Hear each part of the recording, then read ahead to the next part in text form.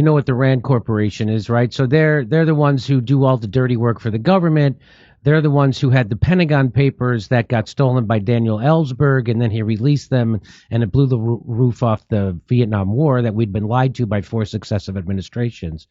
Caitlin Johnson tweets out, I feel like we don't talk enough about the fact that the 2019 study commissioned by the U.S. Army found that the U.S. could advance its geostrategic interests in Eurasia by baiting Russia into overextending itself in wars against U.S. proxies in Ukraine and elsewhere.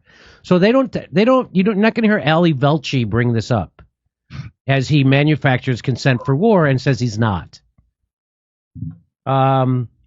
This is the paper, Extending Russia, Competing for Advantageous Ground.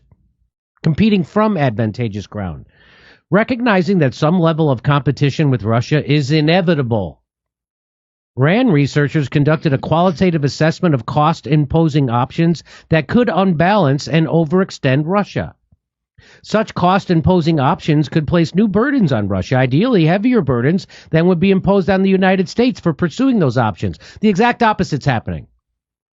Russia's doing better than ever. The West, the United States, is having high inflation, high gas prices, energy prices.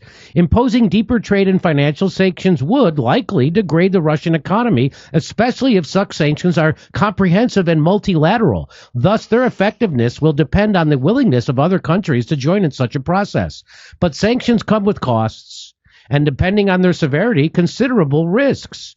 Providing lethal aid to Ukraine would exploit Russia's greatest point of external vulnerability. But any increase in U.S. military arms and advance to Ukraine would need to be carefully calibrated to increase the cost to Russia of sustaining its existing... So do you see what Rand... They're laying out what we did. This is another economic war with another economic foe.